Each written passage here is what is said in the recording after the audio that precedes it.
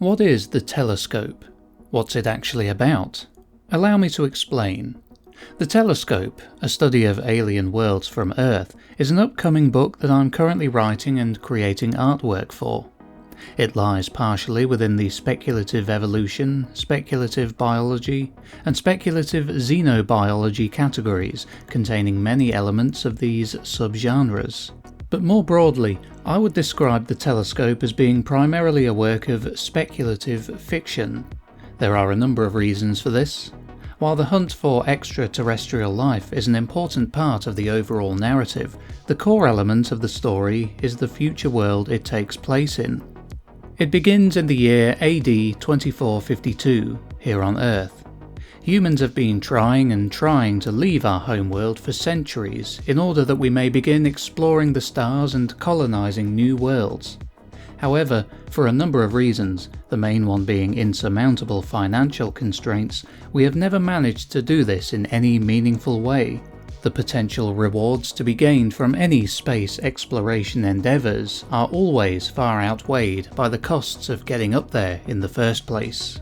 All sorts of things were tried, all kinds of resets to the world economy were implemented in an effort to make space colonization possible from a monetary standpoint, but nothing ever worked. All these measures ever seemed to achieve was a worsening of the lives of Earth's people. Mankind, it would seem, was destined to remain forever on one planet, never venturing any further. By this point in time, humans are assisted in all matters by a great and immensely powerful technology known as the air. This was a technology so advanced that it would appear as sorcery to anyone from previous ages. It was made to permeate all in a pantheistic way, and was a cornerstone of humanity's new self-created techno-religion, where the air was God and space was heaven. An absolute marvel of human achievement and ingenuity, it could be said that, as per the book, the air could be equated with an archaic technology referred to in a bygone age as the Internet, though this in itself is only an extremely loose approximation. The Internet of times long since past was a revelation in its day, an innovation unmatched by anything that came before, but by this point the air had dwarfed it completely. The air was, in fact, 3 internets after the initial internet. The air was unseen, yet there all the same. It was in everything. Every cell in every organic being, every inorganic object or material, every water particle, every molecule and every atom, and of course, even the air itself, meaning Earth's oxygen, had been captured by the air when it emerged 9 decades prior. In the mind's eye, the air could show a person anything, tell them anything, allow them to be anything. If a person wanted to know something, anything at all, they would need merely to ask the question in their own mind, and the answer would promptly come to them as if it were another thought of their own. After several centuries of failed attempts at leaving Earth and exploring the galaxy, Earth's greatest minds realized with great sorrow that this was never going to happen, and that our destiny was not that of a spacefaring species. We were never meant to leave our world.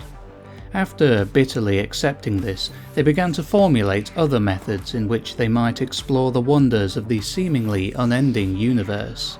The great minds of the time put forward the fact that, when looking up at the night sky and observing the stars above, the light from many of them was light emitted millions of years ago, but due to the incredible distances involved, the light had only just reached Earth. And so it was concluded that if mankind were in possession of an immensely powerful telescope that could zoom far enough in on that light, on the planets emitting or reflecting that light, then an observer would be able to see, through the telescope, what was happening on the surfaces of those celestial bodies.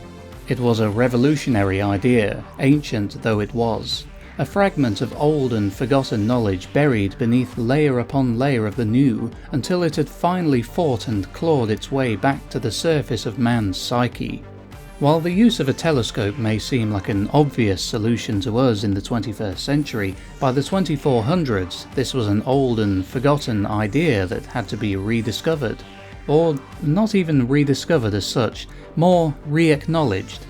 But in order to see every obscure corner of the universe up close, an immensely powerful telescope would be needed, and as such, the great minds turned to the air for help. With the assistance of the air and its atom manipulation capabilities, humankind created an 11-mile-high superstructure situated on the snowy tundra of the North Pole that could pierce all spatial boundaries and allow humankind to finally look upon the universe's magnificent wonders as if they were in the very same room. Humankind, with the help of the air, had created the telescope. As this telescope was observing worlds and stars whose light had only just reached us, however, this method of studying the universe came with one major drawback. What could be seen through the telescope were only the things that existed in times long gone, in the deep and distant past before modern man had ever come into being, and were likely no longer there. Whatever currently existed in its place, possibly staring back at humanity from across the void, could never be known. The telescope would become humanity's saving grace. As a species, we had, by the 2400s, discovered all there was to discover here on Earth. But with all avenues of exploration and discovery exhausted, and man's burning need to shine a light on the unknown still very much present, a great despair overcame our species. But with the advent of the telescope, humanity could finally get back to doing what it does best: making new discoveries. This was not merely limited to those who, with the air's assistance, created the telescope, however. The telescope was of the air, and the air was of all matter. It was all connected, and this meant that by using the air, every human on Earth could use the telescope to explore the galaxy. All a person had to do was make themselves comfortable, close their eyes, and look. They could project their consciousness first to the telescope, and then from there to any part of the universe that they wanted to go to, and make their own discoveries. This activity came to be known as the Void Search. Of course, not everyone chose to take part, and some would choose to forego usage of the air entirely. One such group was a relatively new religious sect known as the Emanationists, who have an important role to play in the story. Their main belief was that when a person dies, he or she becomes a god and creates their own universe. In their mythology, our universe was created by a person who died in another universe, theirs by a person from yet another still, and this goes back in time to infinity. They live in isolation from more technologically advanced societies, viewing them as misguided and manipulating nature instead of embracing their eventual divinity. There will be a great many interesting locations in the story, such as the Museum of Technology, where we'll go to look at some of the innovations that have come and gone over the ensuing centuries. We'll explore many strange and beautiful worlds throughout the universe, with countless alien life forms, and many fascinating places here on Earth too. We'll also meet a large cast of characters who make wild discoveries as we spend some time with them and see what their lives are like in the 25th century. I'm very much looking forward to finishing and releasing the telescope, which I estimate will be ready for public consumption by March of 2025, so in about 6 months' time. Anyway, I hope you enjoyed this sneak peek at my upcoming project. If you'd like to support its creation, then please consider becoming a patron on Patreon or a channel member. The rough draft of the first chapter of the telescope is available on those two platforms, read by myself, so if you want more of an idea of what's to come, it can be found on there. Also, if you'd be so kind as to hit the like button, leave a comment, share this video, and subscribe if you haven't yet done so, it would be much appreciated. This has been the Bewarecast, and I'll catch you in the next video. Take care. Thanks for watching the Bewarecast. If you enjoyed this video, then please hit the like button, along with the subscribe button and the bell icon to be notified of future uploads.